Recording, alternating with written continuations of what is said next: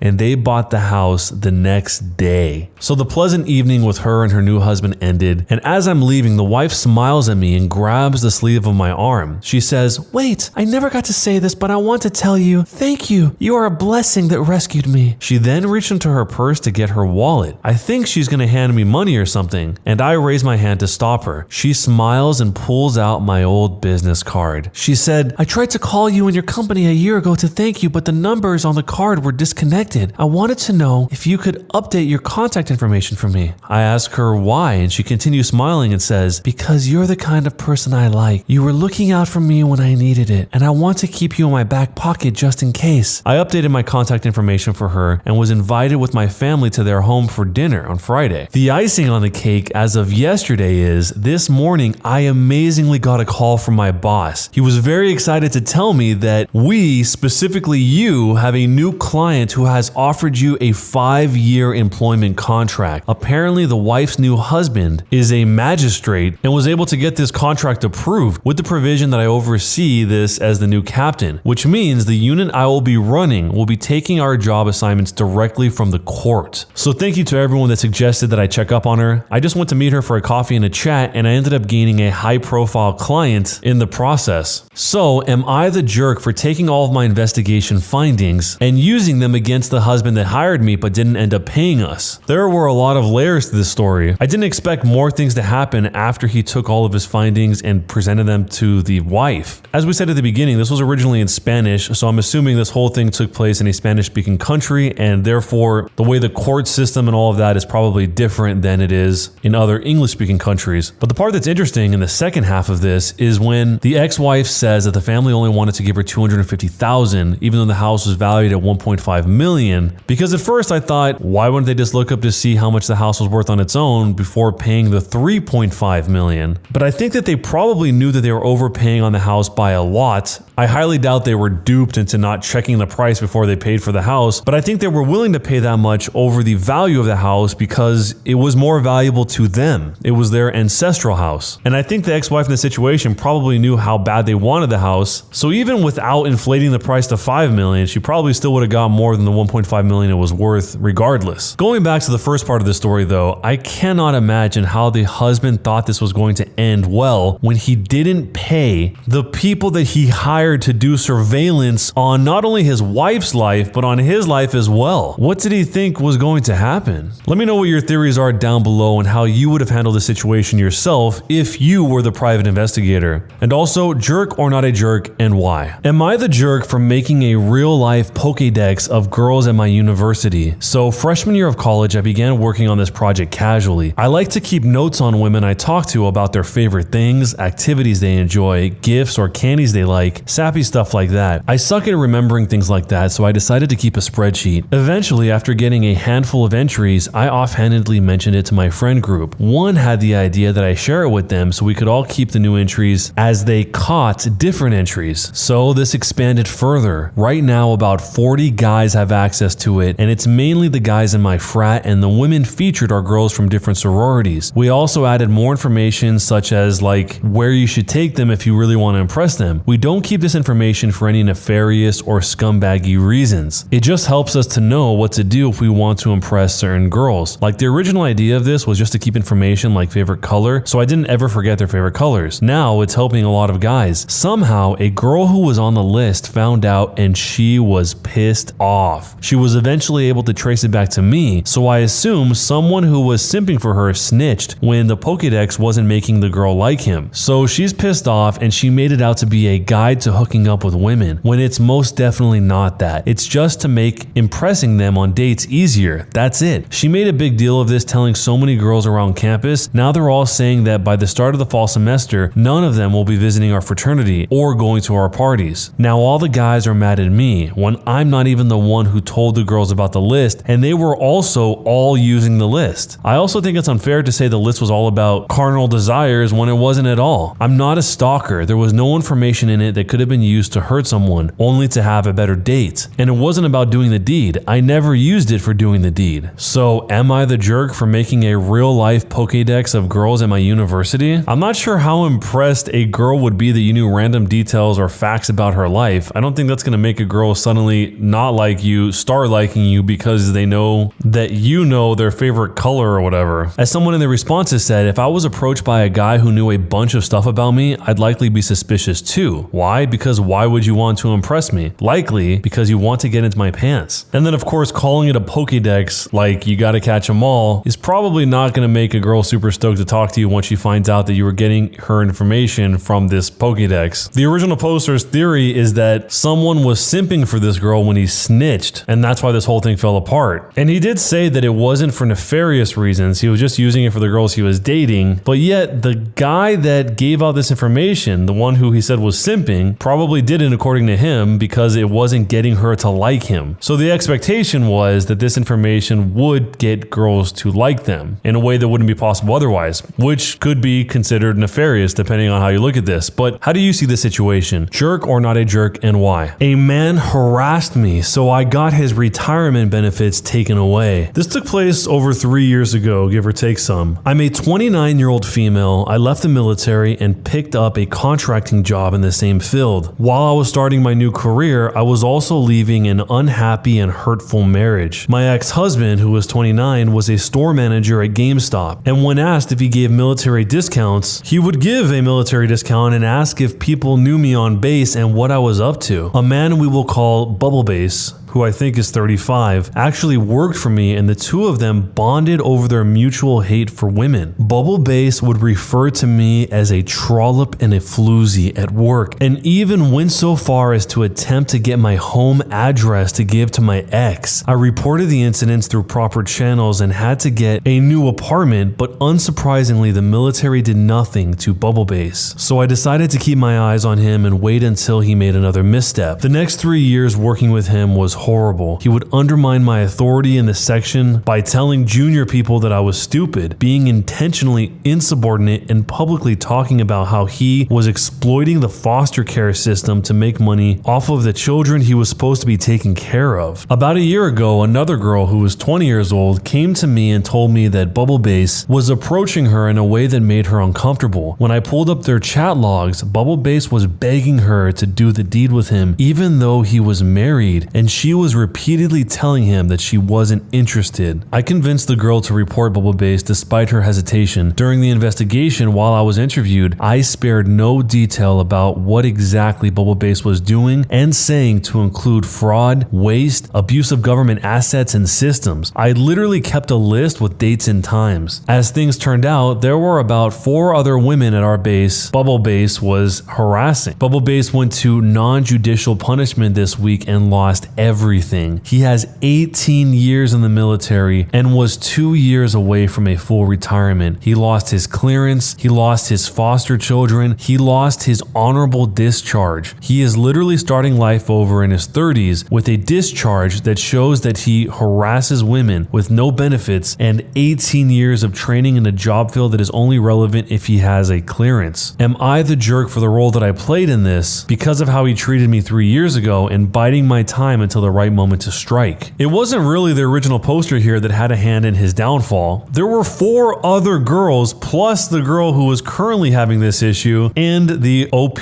herself. So in other words, he had lots of people he did this to. Maybe none of them would have ever spoken up, but from what the OP says, they've all had to deal with him. But in her own personal experience with him, he's going out into the real world and telling people that she is a trollop and a floozy and tried to get her personal information to her ex-husband. That is twisted. There's obviously a lot more to this story in terms of why is a relationship like this, unless the answer is just he's like that with every woman, in which case it was only a matter of time until he lost his job and his clearance. So let me know how you would have handled a situation like this down below, and jerk or not a jerk, and why. Am I the jerk for not wanting strangers in the background of my wedding pictures? I'm a 24-year-old female, and recently I had my wedding on the beach of a beautiful hotel in Cancun. Many of my friends and family could go, so I was very happy. The only problem was was that during our ceremony, there were people on the sea playing or doing jet ski activities. It really bothered me because they would appear in the background, so I told my wedding planner about it. She was very understanding and she said she would fix it. When she talked to the owners of the activities and to the people in that area of the sea, we expected them to be kind and nice, but they just declined and continued. I even took the time to go myself and ask them to stop, but they didn't care. I was about to go and tell someone from the hotel, but now my husband stopped me and said it would be a jerk thing to do. I told him standing up for myself wasn't a jerk thing to do, and I went to look for hotel staff, but they said there was nothing that they could do. When I returned, my husband was moody, and I wonder if it really was a jerk thing to do. Am I the jerk for not wanting strangers in the background of my wedding pictures? You can't control who's going to be on a public beach. As much as you would want people not to be in the background of the photos, all those other people have a right to be there too. But if this was your wedding, how would you handle it? Let me know down below, and jerk or not a jerk, and why. I found out my father kidnapped a full-grown woman from a university before he moved to this country. He's kept it a secret for my entire life, and I don't know what to do now that I know. Here's what happened. Subscribe to Am I the Jerk on YouTube and hit the bell to turn on notifications. Growing up, my friends would always say that my brother and me had the coolest parents. They were the laid-back but still involved mom and dad parents. I was especially close to my dad and thought he was the best dad ever. He made a Hot Wheels dollhouse by hand for my birthday, just to give you an example. When I wanted to be Supergirl, my mom hand-sewed me a costume for Halloween. My parents are a physically affectionate couple too, and my brother and I thought it was gross when we were kids, but now I realize that being in your 40s and still in love is a miracle. My parents are immigrants, and because of that, we were never really close to their families who lived in their home country. But recently, my brother and I got in touch with some cousins on my mom's side on our own and got to know them. They were awesome and really chill. My aunts and uncles and grandparents were a little stiff, but they were nice. They only wanted to hear about us and our mom and what we were up to, but not my dad. So I got kind of frustrated and kept mentioning my dad. Finally, my cousin said if we didn't stop talking about our dad, their parents wouldn't let them talk to us anymore. None of our cousins knew what was going on either, or why they hated our dad so much, so they all started asking around and digging into family stuff. I thought it was going to be something stupid like class differences or my grandparents not approving of my dad for some reason. But we found out the truth, and it was a lot worse than we imagined. My cousins found a single short newspaper article from a digital archive about it. When my dad was young, he kidnapped a university student and kept her for a bit. At the time, he was a minor, so he didn't get named or any real punishment or anything put on his permanent record. I can't look at my dad the same way again, or my mom. Why would my mom marry someone who literally kidnapped and hurt a person? My parents have noticed something was off with us, but I don't even know how to bring it up. It's okay if you don't believe me. It's kind of an unbelievable, horrible thing to happen. So my cousins know more about this stuff than me or my brother, since they actually speak the language and talk to my aunts and uncles about this. One of my aunts made a few kind of vague statements about what happened, like about him being bad as a teen, and my cousins searched for what she talked about and they found the article and asked her about it, and she basically confirmed it because she said that's why they don't talk about my dad. I don't know if it's actually my dad, and I'm hoping it's not, and then we could get over it. I don't know why he did what he did. The article was really short and only a few lines in their native language. It just said he kidnapped a university student and kept her basically, and that he at the time was a minor and went to the equivalent of juvie for a few months. I don't know how to explain it, but their country has conservative values, but not that conservative. Like, they're pretty modern. The victim was a student at a university, so she had to be at least 19 or 20 from what my cousin said. So she was a woman, not a girl from what my cousin said. I don't know what to think. My cousins don't know much more than me since the older generation have kept it hush-hush. Jumping into the future, there is an update. To recap what happened, I connected with my estranged cousins from my mom's side. My aunts and uncles threatened to stop them from talking with us if I didn't stop talking about my dad. My cousins found out and told us that my dad committed a kidnapping as a minor and was sentenced to a few months of their country's equivalent of juvie. So I tried to bring it up to my dad,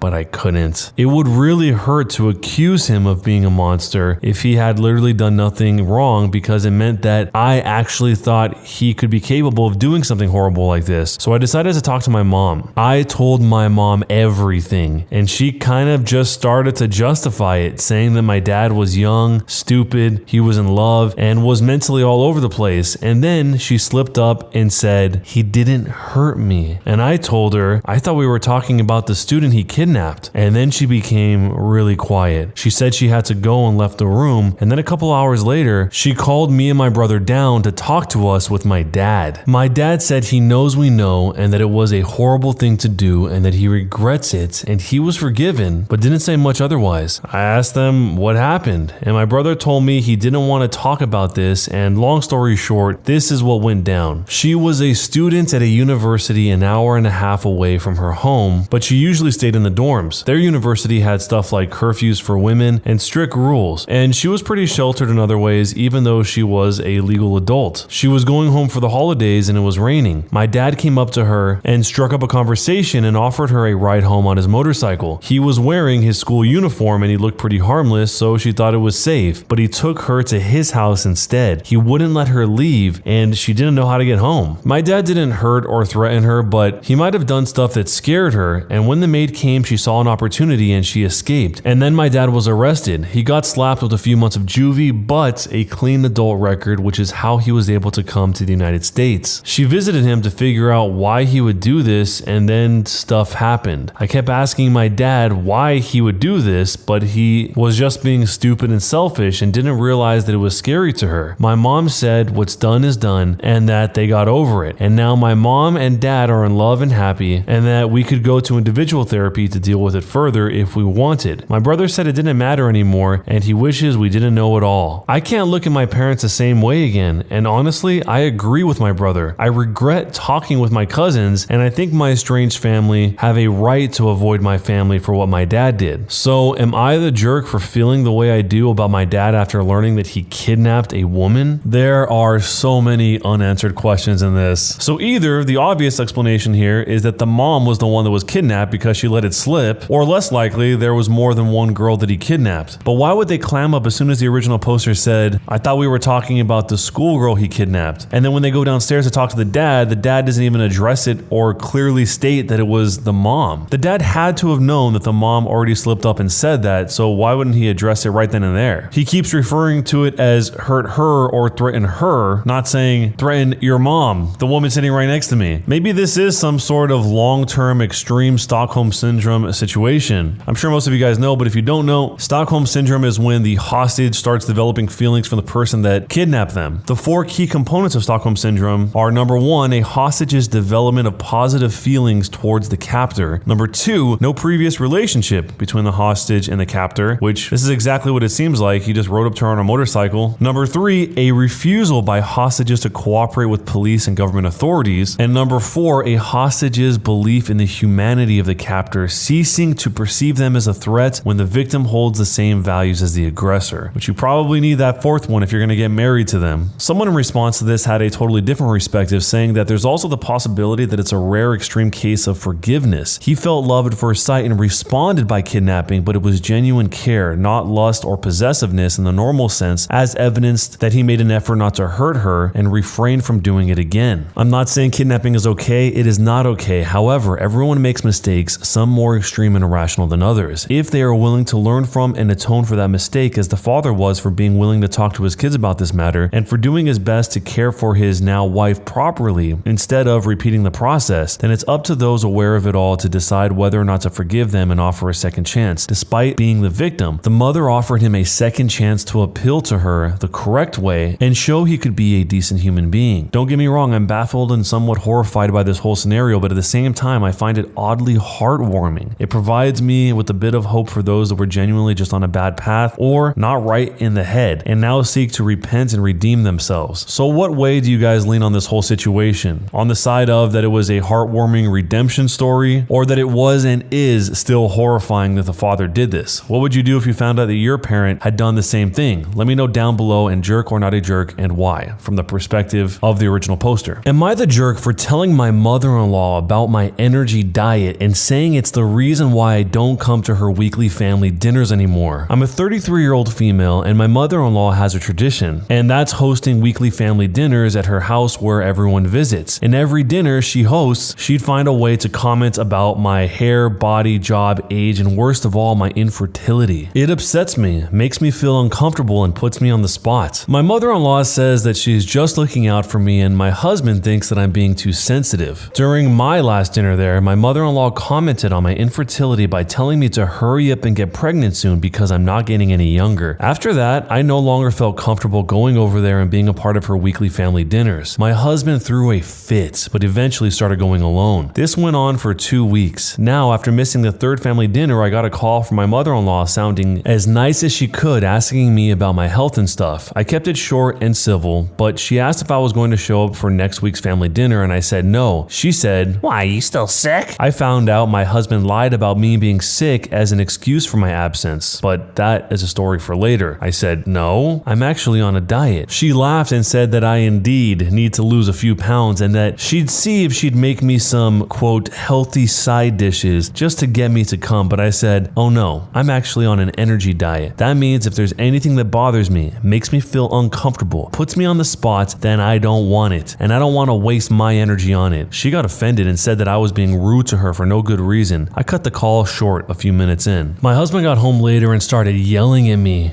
"What did you say to my mother?" I told him I don't want to go there anymore when his mom keeps making digs at me for her own amusement. He said again that I was being too sensitive, but added that I was embarrassing him in front of his whole family and said that by deciding to no longer show up, I'm basically telling his family, frick y'all, to all of their faces. We argued about it for half an hour and then he took my phone and he tried to get me to call her to unfrick what I just fricked and take back what I said, but I took the phone back and I turned it off. He got more livid and said that I have 1 day to make this right and start showing his family some respect. So am I the jerk for telling my mother-in-law about my energy diet and saying it's the reason why I don't come to her weekly family dinners anymore? So I don't know if an energy diet is actually a real thing that people do, or if she's saying that as a way to explain that I don't want any negative energy in my life, negative vibes. But either way, it feels like the mother-in-law and the husband are kind of ganging up on her. The husband's too busy telling her that she's being sensitive instead of actually trying to help her out when she's saying that this thing is affecting her. The mother-in-law is publicly making comments about her infertility in front of her dinner guests, all on top of everything else, her hair, her body, her job, her age. The infertility is obviously a sore subject, but the mother-in-law doesn't seem to care. She just keeps saying that again and again. I think most people would probably have a much more explosive response than this. You could argue from the mother-in-law's perspective, she didn't know that it was affecting her, that she wasn't picking up on the cues, and also that she was misled or deceived by her son, the husband here, because he told her that his wife, the original poster, was sick. But all of that could have been cleared up in that phone call, but they were definitely on two different planes of reality. The mother-in-law had no idea, apparently, that the original poster, the wife here, was upset, and the wife thought, how could you not know that I've been uncomfortable this whole time? And I feel like this exact scenario happens in normal life pretty much all the time. People's perceived interpretations of how a friendship or any type of personal relationship is sometimes is wildly different from one side of that relationship to the other side of that relationship. And that's where you have this kind of strange social dissonance where someone will say, how could they not know? And the other person would say, how could I possibly know? So let me know how you would have handled the situation down below, and also jerk or not a jerk and why. Am I the jerk for showing my husband proof that his mom offered to bring him a steak dish to the hospital? My husband was in a car accident last week. He was staying at the hospital for his broken leg. Only me and his mom were there. His mom and I don't get along at all. He tells me I'm overreacting or paranoid whenever I point out how she's mistreating me. He complained about hospital food, saying it has no taste, and asked me to make his favorite meal, which is a steak dish, and bring it to him at the hospital, noting that steak isn't cheap where we live and that I didn't have enough time to prepare it. I told him I will see what I can do. Then his mom said if I'm truly a supportive wife, then I would make it happen. Once we went outside his room, his mom's tone changed. She suddenly seemed nice and said that she could see how exhausted I was, and so I should go home and not worry about the steak dish because she said that she would make it for him. I asked if she was 100% sure, and she said, absolutely. The next visit, I showed up and my husband asked, why didn't you bring the steak that I asked for? I saw his mom there and I told him his mom offered to make it for him instead and told me not to worry about it. He didn't believe me and said, Mom said that?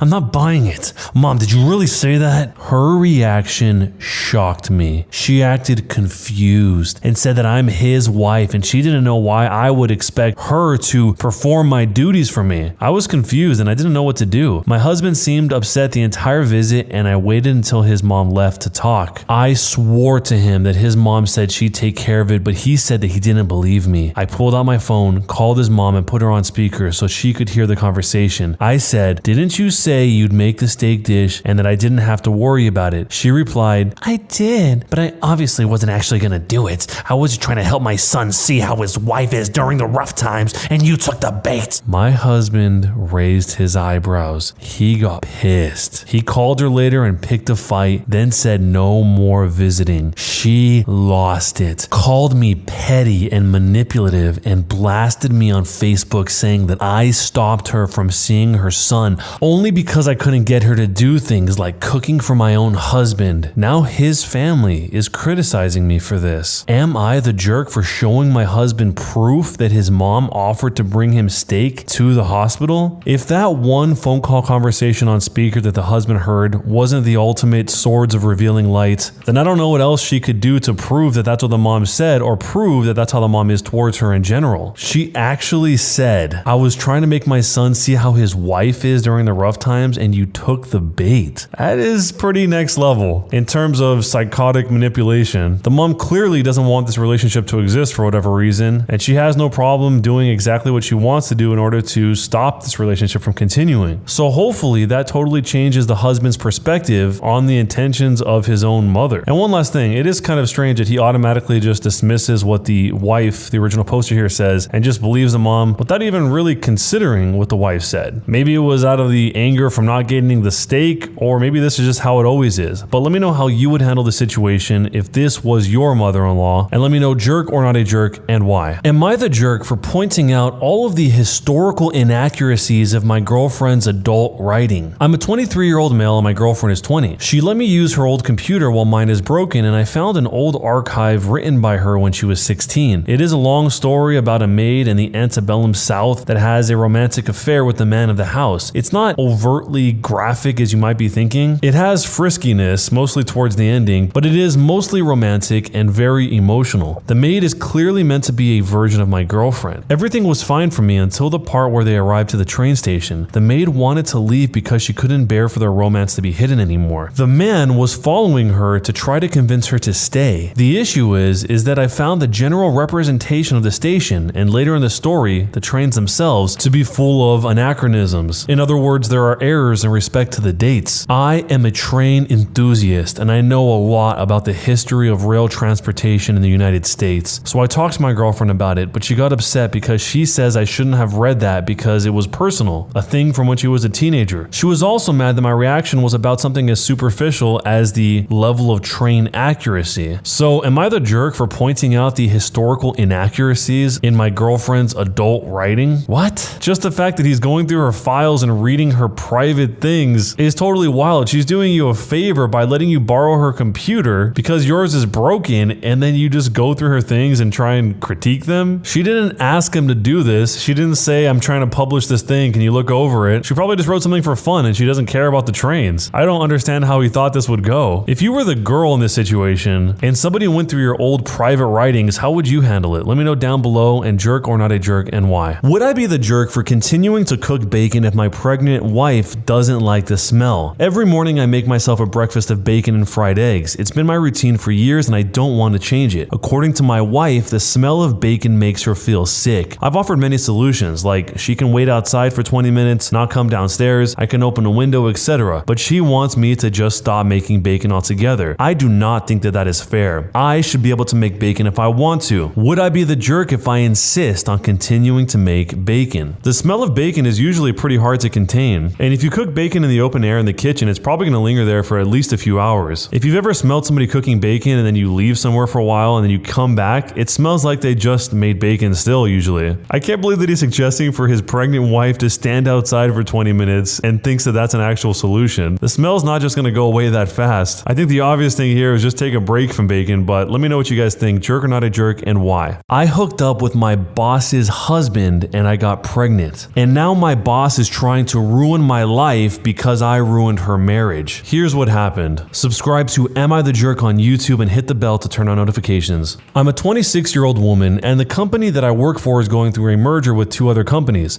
Some people have taken retirement, but other than that, no one has been let go. Locations and departments are changing and people are moving around and being promoted. I'm about to have a new boss, but we have history. I used to work with my new boss's husband. We had a one-night fling. thing, and somehow she found out. She divorced him and it was not amicable. I now have a child with her ex-husband. The two of us share custody, but we're not together and never have been beyond that one time. I was dragged into the divorce proceedings and she went out of her way to humiliate me. She's still angry about it and she took her ex-husband to the cleaners. I asked Human Resources if there was any other job I could take, but they said that there isn't. They also say that my concerns are not valid because my new boss is a professional. I can't afford to be without a job, but I also can't have her as a boss. HR said their decision is final. They won't give me another job or let me go, and if I quit, I can't have unemployment. What should I do? Do you have any advice as to how I can convince HR to change their minds? There's actually an update, but it's a little unusual because it takes place several years in the future. It's been a few years since everything happened. When I was subpoenaed to testify in the divorce, she sent someone to serve me at the hospital just after I had given birth, in front of my family, friends, colleagues, and the staff, while paying the guy extra to loudly and publicly announce that I was being served because I knowingly had a baby with a married man. At that point, I had not told anyone yet that he was the father, my colleagues, or that he was married, everyone else. I had to answer questions about the fling in court, and once it was settled, she posted my answers on social media. I am not in a long-term relationship with her ex-husband, and I never have been, but we share custody no problem. We have always been amicable. He went bankrupt as a result of the divorce. She went to court to make sure he didn't get out of the settlement. She successfully fought to have his wages garnished instead of accepting the payment plan he offered, even though the payment plan would have gotten her more money in the end. It's been rough for him, and she hasn't let up on either one of us. They shared a car, and she got it in the divorce. He asked her to wait 2 weeks because he needed the car for his job, and in response, she got a court order to have it repossessed from the parking lot at his job. She was offered an equivalent job in another department, and she took this job when she found out she would be managing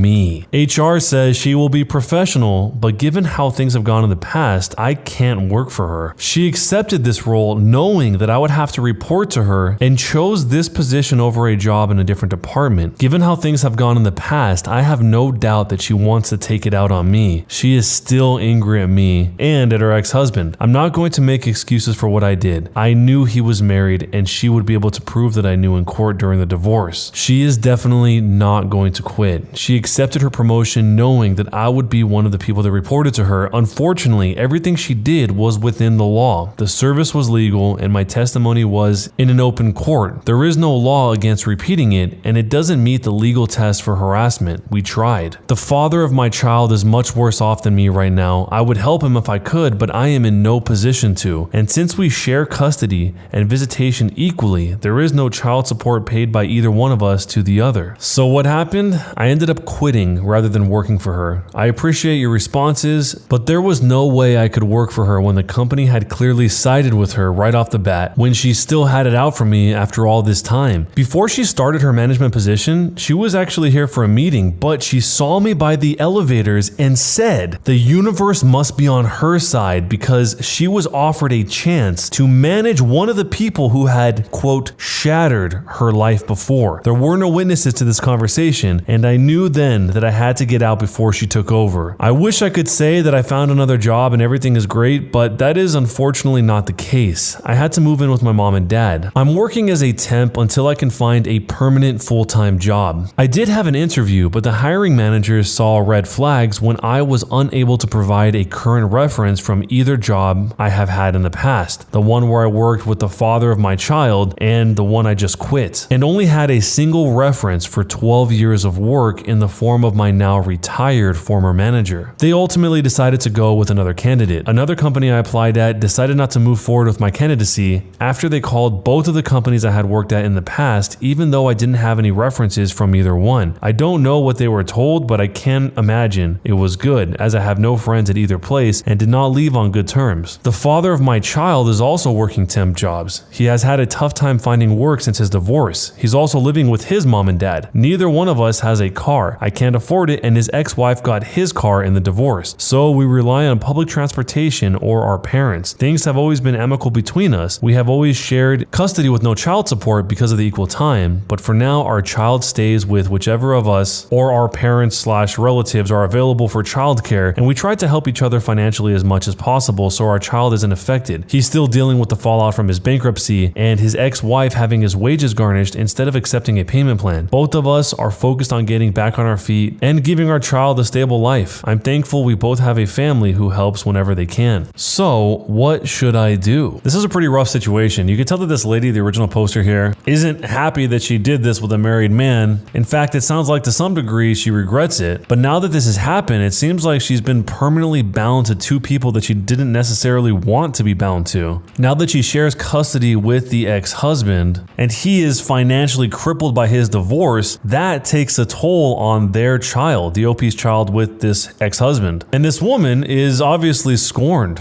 She had probably what she thought was a healthy marriage, and then not only did her husband cheat on her, but he got another woman pregnant. And so now she is the plague in the original poster's life, coming after her not only through the legal system, having her up there and then dragging her on social media, but also trying to take the job where she works, presumably to make her life a nightmare. This is rough. All three people in this situation are hurting in their own way because of what happened. But if you were to give advice to the original poster here, what would you say? Let me know down below. Am I the jerk for walking out of a restaurant because my girlfriend ordered spaghetti? I'm a 25-year-old guy dating a 24-year-old woman named Allie. We moved in together 5 months ago, and I really love her a lot. Allie doesn't have great table manners. She eats noisily and sloppily. In a restaurant environment, usually this isn't too bad because of the natural ambient sound, but in a quiet room, it's much more noticeable. I don't exactly like it, but usually I can tolerate it. However, when Allie eats pasta, she slurps her noodles so loudly that people from other tables look. It is completely mortifying to hear people murmur about her loud slurpings all the time. I know this might be normal in some cultures, but from where I'm from, in the United States, it looks really uncultured and bothers some people who are sensitive to sounds. I've tried to teach her how to use a spoon to spin the pasta into a ball. Nope, she doesn't want to. I've tried to ask her to take smaller bites. Nope, that's how she eats pasta, and that's how she will always eat pasta. We've been to a local Italian restaurant half a dozen times, and each time but one, in a basically empty restaurant, she humiliated me with her loud slurpy eating. I know that I shouldn't care what other people think, but I agree with the patrons. It is disgusting. People are trying to enjoy a meal. I finally got frustrated one day and I told her that I would not eat noodles with her in public anymore. She can eat alone or she can go with friends. I will happily drive her to the restaurant, but I will not sit down with her. She kind of blew off my message with the, "Oh yeah, you're so perfect, so I get it." And I thought that was that. Last night, Allie really wanted to go to our local Italian place again. I asked her if she would be ordering spaghetti. She rolled her eyes and said that she would get the lasagna. I agreed that that was fine, and we went out for the first time in a while. When the waitress came to take her order, Allie completely went back on her promise and ordered spaghetti. I told the waitress I wouldn't be needing anything. I stood up and walked to our car. I relaxed in the car listening to the Am I the Jerk podcast until Allie came out a while later. She sat down and started giving me the silent treatment. When we got home, she yelled at me about embarrassing her. She would not let me say a single word without shrieking over me and said she's only interested in an apology. I refused, and she went to another room to loudly talk trash about me to herself, intentionally so I could hear it. I don't know if I went too far. Am I the jerk for walking out of the restaurant because she ordered spaghetti?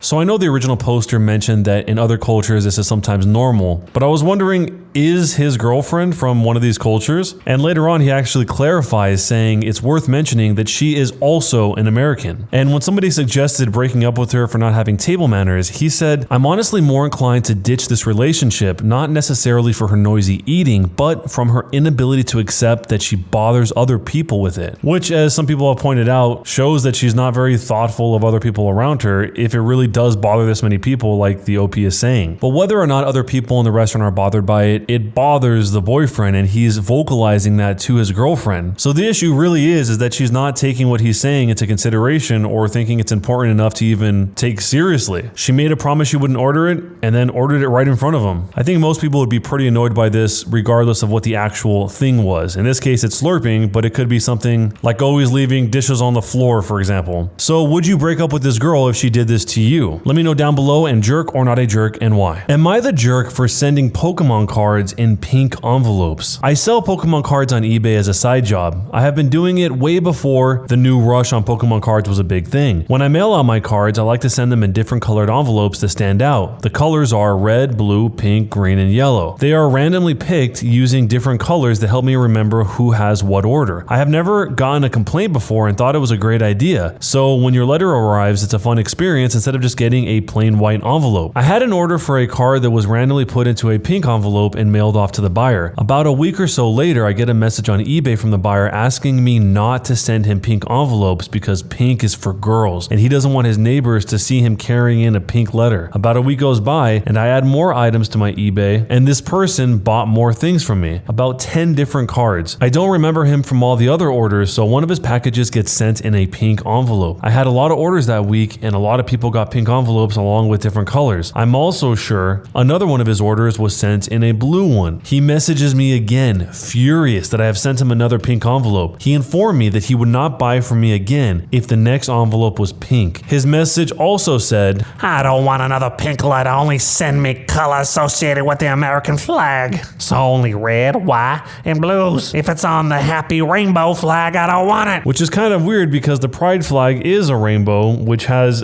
two of the colors from the American flag, but I digress. He sent other things that he felt were associated with pink and that he didn't want to be associated with them, but I think we all get the point. So about 2 weeks later, he orders about 20 cards, which is over the weight limit for eBay standard card shipping. So I broke his order down into separate orders. Cards were bought in different orders of 5, so it was easy to do. I had a buy 3, get 2 free. I decided I didn't want this person to go without his pink envelopes any longer, so I sent him 5 separate pink letters for his cards. Now, where I think I was being a jerk was while talking to my girlfriend, she defended him saying, "He could have been in the closet and you exposed him to his family." I try to show her the messages where I don't think that that is the case, so she changed it to, "He doesn't want to be made fun of by his neighbors and now he will." But now I feel bad that he did ask not to get them sent anymore, but I decided to be petty. So am I the jerk? In a situation like this, even if it seems dumb, the guy is just making a simple request. I totally get when you're hit with a huge volume of stuff, sometimes you make a mistake, but there's a difference between that and intentionally sending him the 5 pink letters, which you know he doesn't want. Maybe the original poster saw it as some way to get back at him for the things that he said, the way that he thinks in the messages, but either way, if that is the real reasoning that he doesn't want his neighbors to see him holding pink letters, I don't think it's a big deal either way. The best way to handle this probably would have been just to explain it like it was in the post by saying, "Hey, I have random orders going to random envelopes. That's my system. If you don't like it, I'm sorry, but I can't change the system just for one person." I think that would be the most reasonable way to handle this whole thing, because it does take extra time to make sure that somebody's order is identified and then you put their Pokemon cards into the non-pink envelope when you already have an entire system down. So let me know how you guys would handle this, and jerk or not a jerk, and why. Am I the jerk for being mad that my boyfriend won't make noodles the way that I like? Okay, this sounds dumb, but hear me out. I have always been a picky eater, especially when it comes to tomatoes. Ever since I was a kid, my dad would make my spaghetti different from the rest of the house. I like having an essence of the sauce flavor on the noodles, but not the overpowering flavor of having noodles bathed in sauces. So here's where it gets a bit odd. My dad would separate my spaghetti from the family's after putting the sauce on, and then would rinse the sauce off with the sink and strainer. I love noodles like this, as it's a nice subtle tomato vibe given to the mild spaghetti. I'm a 20-year-old female, my boyfriend's 26, and he has known this about my whole spaghetti thing since we first started dating. He has always told me that my food habits were cute. We have now been dating for almost 3 years and moved in together at the beginning of the pandemic so that we could be in lockdown together. Ever since we moved in together, he insisted on taking charge of cooking and all cooking related tasks, dishes, grocery shopping, etc. And he assigned me the role of cleaning the bulk of the apartment. We split other tasks pretty much 50-50 too. Everything was perfect, and he always seemed to be making the noodles the way that I like them when we had them.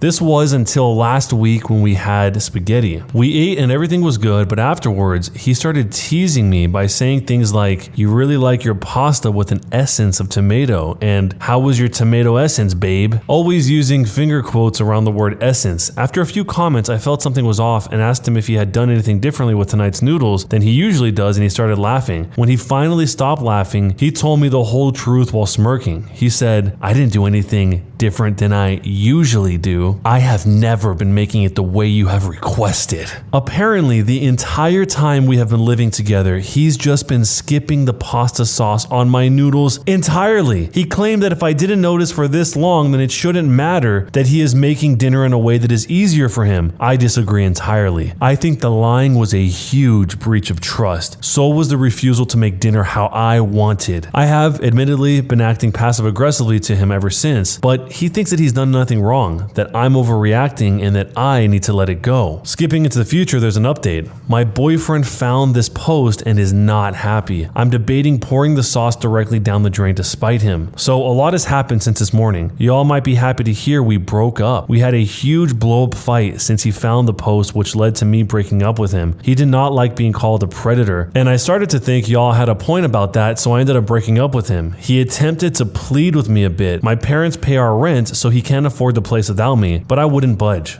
Now, some things I found out in the argument. First, he is not a pharmacist like he always told me. He just works at CVS. Second, he has actually cheated on me multiple times with other girls that go to my college. And lastly, and worst of all, he has never actually been allergic to dogs and just doesn't like them. So was I the jerk for being so mad that my boyfriend wouldn't make noodles the way that I like? This escalated very fast. This whole part of the story about the test to see if she would notice if the tomato essence was on the noodles or not reminds me very much of a court scene in Better Call Saul where, I'm not going to say who in case you want to watch it later, but a certain person has, let's call it, an allergy to something, or at least he thinks he does. And there's a little bit of trickery, but ultimately it gets proved that he never had this allergy to begin with in front of everyone, including the judge. It's not actually an allergy, but you get the idea. But going back to this story, how could she think that he was a pharmacist? What? That doesn't seem like that's something you could easily lie about and get away with it, and your girlfriend wouldn't find out that you're not actually a pharmacist, that you didn't actually go through pharmacy school and become a doctor of pharmacy. That's a really big difference between doing all of that and working at CVS. If that was the case, he wouldn't be worried about having to pay rent once they broke up. There was a response that really encapsulates both sides of this. The idea that putting pasta sauce on noodles and then rinsing it off would leave an essence of tomato flavor is objectively ridiculous, and more importantly, a really shockingly disgusting waste of pasta sauce. What your dad basically did was teach you to waste food whilst planting the idea in your head that you were tasting something that was all in your imagination. You can be pissed at your boyfriend, but the fact that you didn't notice the difference in all of this time is indisputable evidence that he was right. You weren't tasting any essence of anything. It was a placebo effect. You feel betrayed, but honestly, you should be more embarrassed that you were asking somebody to constantly waste sauce by putting it on your noodles and then literally washing it off again. There is no rational way that you could have tasted it after that. People literally struggle to make sure they can afford to put food on their table at all, and you're pouring it out the jar, then washing it down the sink on purpose. Be embarrassed. Your boyfriend is a jerk, but not for refusing to waste pasta sauce on you, but for being a jerk about it and mocking you. He sounds like a nasty human being, and I can't speak for you, but I wouldn't date someone who spoke to me that way. He should have just pointed out the complete wastefulness of what you wanted from the outset, though I suspect you wouldn't have listened. Honestly,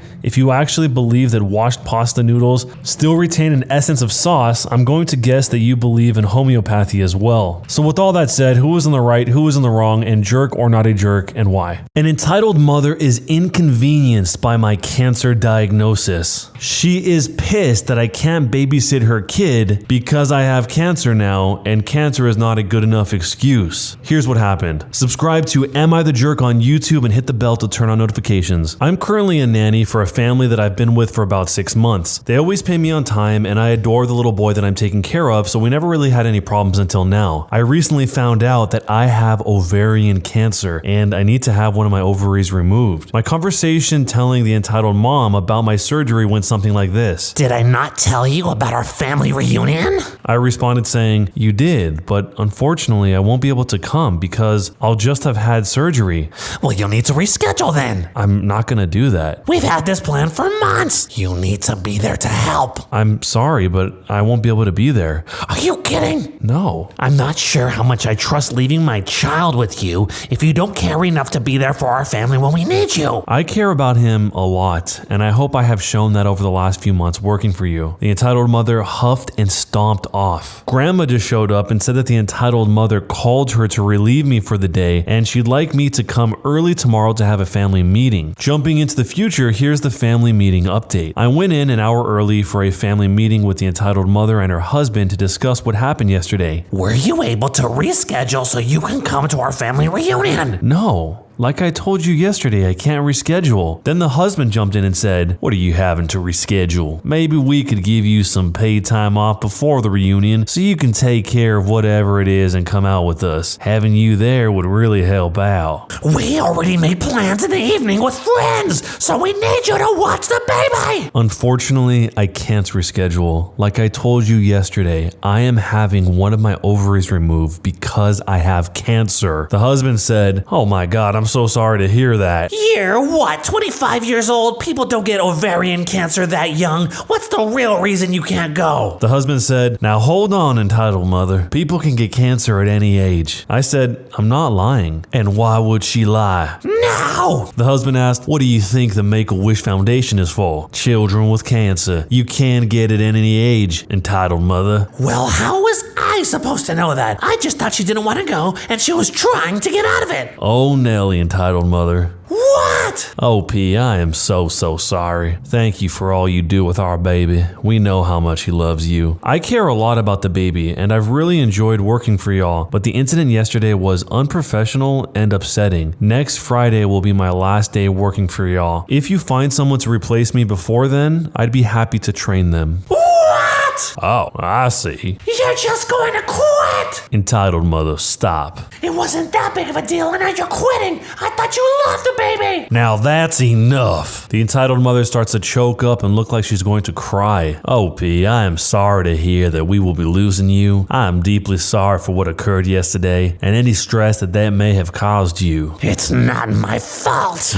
No one said it was your fault. You just did. The entitled mother stomps off crying. The husband follows and returns alone after 5 minutes. Why don't you take the rest of the week off? I'll still pay you for those hours, but I think it'd be best to have my wife's mom watch the baby while we figure things out. Yeah, okay. I'll see you on Monday then? Yeah, see you Monday. And again, I'm sorry for everything. I appreciate that. Then I left and I got some pancakes and typed this up. I would like to throw out there that there is a very real possibility that something is going on in the entitled mother's life or mental state that is leading her to act this way. Aside from this experience, I generally enjoyed working for their family and felt respected and valued by both her and her husband. Was this experience upsetting? Yes. Do I want to continue to work for them when I have to interact with her every day because she works from home? No. However, from what I've seen, she's a good wife and mother. I hope whatever caused her behavior is dealt with and I wish her all the best. But where would you go from here? That last part at the end is a very thoughtful, mature way of looking at this whole situation because she's dealing with something very serious. This is cancer. I don't know much about ovarian cancer, but no cancer is good. And she didn't try to get back at them. She didn't make it so that the baby that she really cares about had to have a worse situation because of this. She just simply said, I felt disrespected and I don't want to work here anymore. And she didn't really leave them high and dry because she even offered to finish out the next couple of weeks and train the next person coming in. So it seems like she was extremely reasonable. The husband was extremely reasonable, especially since he's offering to pay her the entire time. The only one that flew off the handle was the mother. So if you were the nanny here in a situation like this and somebody treated you how this mother treated the original poster here, would you have been as cordial as she was or would you have handled it some other way? Let me know down below. Would I be the jerk for telling a woman she plans on naming her baby after poop? I am 37 weeks pregnant. A girl that I work with is 36 weeks pregnant. We work from home, but she messages me a lot on Slack to commiserate.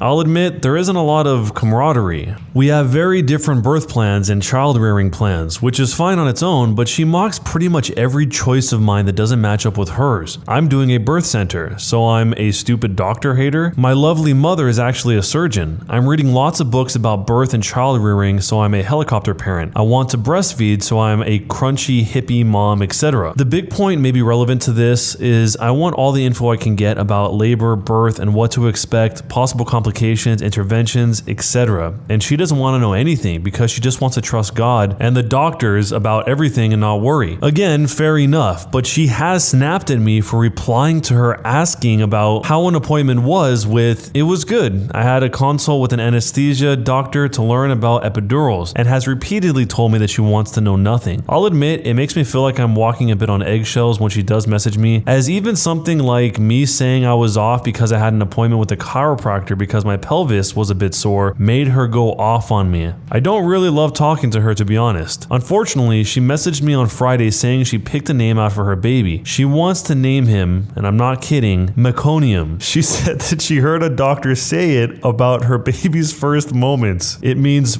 first poop, and she liked the sound of it. I told her to Google it to see if it had any cool meanings, and she said she wasn't going to because she hated Google and Googling names ruins them because there is always somebody who doesn't like it. I really hope there is someone in her life who will let her know because I know she is very sheltered. I don't feel it's my place because I feel telling her that it's a medical term for a baby's first poop will probably be breaching the boundary that she sets of never wanting to hear anything, and it is something that can cause complications, etc. So getting her to look it up would be going against her wishes. To not know anything bad that could happen, etc., which I don't want to do. I also think that maybe knowing she's planning on naming her baby after poop maybe warrants an intervention. Would I be the jerk if I told her? Should I just mind my own business? I feel like maybe if we were better friends it would be okay, but as our stated relationship is not very friendly, am I the jerk? So jumping into the future, there is an update. I have been gray rocking for quite some time and trying to limit contact. One word or short answers, super delayed responses, etc. But I was advised by a friend that as I am a bit higher in the chain of command, fully not responding to her might cause me some issues with HR and me creating a hostile work environment. So I'm just holding on for maternity leave and then I will be free of her. I also appreciate knowing that this is apparently an urban legend, but unfortunately it's a very real soon-to-be legend in my life right now, and I'm pretty sure if she won't even Google the name, she probably has no idea what Snopes is. So I appreciate the info, but it's not really helpful for my situation. And lastly, the final update. So I think even though most people are saying I wouldn't be a jerk for telling her, I am actually going to stay out of it unless she brings it up again before I go on my leave, because there have been some good points about shooting the messenger, etc. And I do kind of want to just continue my gray rocking. So am I the jerk for not telling this woman that she is about to name her baby after poop? These stories get more and more wild by the day. The problem here is that it doesn't really have anything to do with the lady, it's the kid that's gonna have to live with that for his whole life. And this kid is innocent. Once people in a school figure out what his name means, he's probably gonna be bullied and picked on for a long time. Apparently there are quite a few poop names that I didn't even realize, if this is even true. Melina, the name, if you look up the definition of it, it's black tarry stool that has been acted on by gastric juices that is a sign of bleeding in the upper digestive tract. And this one isn't a poop name, but supposedly Kiki is Tagalog slang for female private parts. I've definitely heard of people naming their baby placenta because they like the sound of it, but let me know if you guys have heard of any other names that have meanings like this. And if you were the original poster here, would you tell the coworker what she's about to name her baby or not? Let me know down below, jerk or not, and why. Am I the jerk for not telling my mom about my performance enhancing blue pill? For you guys to be able to give an accurate judgment of jerk or not a jerk, this story requires some backstory. Let me start off by saying I love my mom. My mom is awesome and I wish her no ill will. However, my mom is nosy as heck. When I was growing up, she was the typical read your diary, go through the nightstand, read your text kind of mom. It was all kind of chalked up to overprotective parenting. The situation got unbearable for me in college. My freshman and sophomore year, I went to a community college and I lived at home. My parents had just gotten divorced. And like many other males, I was feeling sensations of friskiness. In my friskiness, I went to the doctor and found out that I had contracted the clap,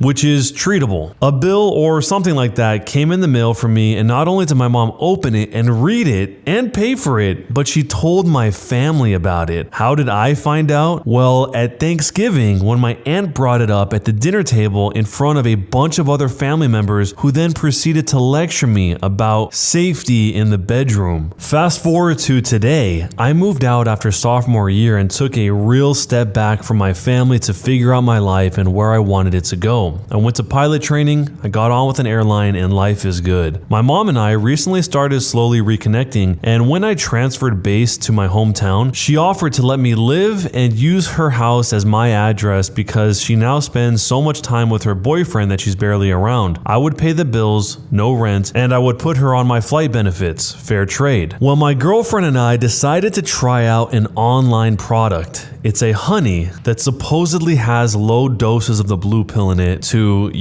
it's called male supplement honey. Well, I got it delivered to the house, but then flew back to back for like 2 weeks and didn't make it home. Mid-trip, I get angry calls and texts from my family saying that my mom went to the hospital thinking that she was having a heart attack or tachycardia. It turns out my mom opened the mail, ate the honey, and was feeling the effects. Apparently, I should have warned her that the box with my name on it was going to be coming with a perverted honey in it. Even my dad is siding with my mom, and I feel like I'm taking crazy pills here. Am I the jerk for not telling her I got male performance enhancing pills sent to the house in the form of honey? Why would she eat something that she randomly found in a package that wasn't addressed to her? Later on, the OP says that he moved out and his mom went to the ER, but they just charged her. She has a little high blood pressure and that was it. This supplement isn't fatal to women, and there is not enough of it in the honey. She just had a strong reaction to it so over the top that she decided to admit herself. She drove herself to the ER. This is like a baby. You have to have child locks and everything. You can't leave food out because the baby will get into it. You have to put those little plug covers over the electrical holes so that the baby doesn't stick its fingers in it. Why is the mother eating random things in the mail? That makes no sense. Imagine if this was some new school pest control bait that's sweet like honey in order to get the bugs and ants and everything to come out to try it before they die, and then the mom just ate it. Somebody suggested one of those glitter bombs to stop this, so every time the mom opens the mail that's not for her, it just explodes with glitter all over, which honestly would probably be a lot better than having to go to the ER. So if this was your mom and you were taking the blame for sending her to the ER, how would you handle it, and jerk or not a jerk, and why? Am I the jerk for using my wife's $400 hair dryer on my nards? 35-year-old male here, and my wife is 32. She bought herself this awesome hair dryer from Dyson last month, and she paid over $400 for it. This is easily the coolest hair dryer I've ever seen. It's silver/purple, and it has this really cool design. It reminds me of the plasma rifle from Halo. It's super quiet as well. You can dry your hair in stealth mode. I was so impressed by this dryer that I asked my wife if I could use it too. She said I could use whatever I wanted, and it was good that I use it to better get our money's worth. I started using it every morning after my shower to dry my hair instead of just towel and air drying like I used to. I have short hair, so it only took like a minute to dry, but I still felt like I wasn't getting much use out of it, so I started experimenting. I started drying my armpits. It makes applying deodorant much nicer, and I started drying down below. Side note, 100% do recommend. Without going into much detail, it just feels a lot more hygienic throughout the day. This morning though, my wife walked into the bathroom after my shower and saw something that she perhaps wasn't meant to see. For the record, I did not intend for her to come in, but I didn't have the door locked. I had 1 foot on the floor and 1 foot on the counter. The hair dryer in hand pointed towards Venus and Earth. I may have also been humming the Halo theme. My wife freaked out and was like, "What are you doing?" I stopped and reminded her that she said I could use the dryer whenever I wanted. She countered with saying that she didn't say that I could use it that way. So I'm not sure if my wife has a point here. I definitely did not explicitly state how I was going to use a dryer, but there was no conversation of limitations beforehand. So am I the jerk? So how exactly does using a hair dryer for this purpose make any difference? The hair dryer doesn't know what it's blowing air towards. It's not like you're physically touching where the air comes out or there's any type of contact at all, so I can't understand what would make her so upset other than the general concept of it.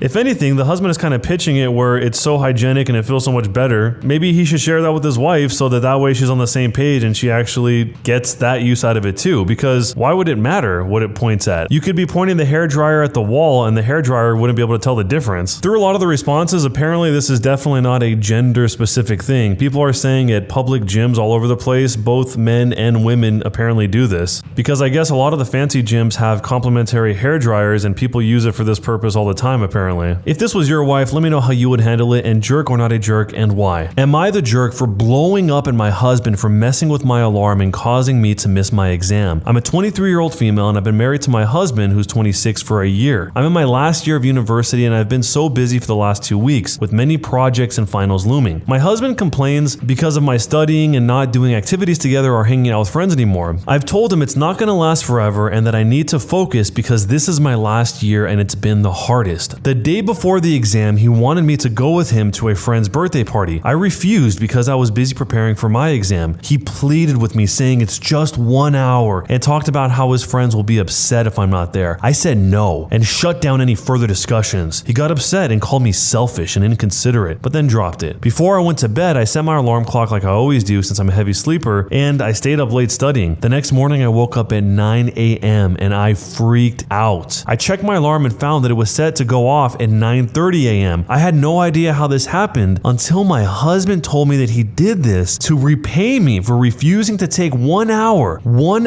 to attend the party, so he took this hour from my time. I could not believe it. I absolutely blew up at him, just yelling and screaming at him left and right. He just stood there shocked from my reaction and my rage. I got dressed quickly and rushed to the university. They didn't let me into the exam hall. It was a huge hassle to get them to reschedule the exam, especially since I had no legitimate reason as to why I was late. It was awful, is all I can say. I went home and my husband and I stopped speaking to each other. He kept asking as if I hurt his feelings and traumatized him by yelling, and that I deserve what he did since he was frustrated with my continual refusal to attend all events for the past 2 weeks. I might be wrong for not considering it, but I think my exams should be a priority, and his way of teaching me a lesson was not right. But I don't know. Am I the jerk? How can you go back to trusting somebody who's done something like that to you? The husband had to have known how important these exams were to the OP, the wife here, something that she had been preparing for presumably all semester long, and then he sabotaged her while she was asleep? That is way more twisted than it sounds. On the surface level, maybe it seems like, oh, he just wants to play, he's just having fun. But if you really think about it, this was important to her. She made it very clear that it was important to her, and he totally disregarded it. Not important in the type of way of, hey, this party's important, but important in the way where I need this for my life to progress type of way. The husband probably doesn't realize how deep that type of betrayal is. It's not superficial, because not only did you wipe out her efforts for that night, you wiped out her efforts for at least the last 2 weeks, plus everything prior to that. And that's going to be a hard pill to swallow going back to that relationship. But if this was your boyfriend or girlfriend and they did this to you with something that was equally as important to you, would you break up with them for this? Let me know down below, and jerk or not a jerk, and why.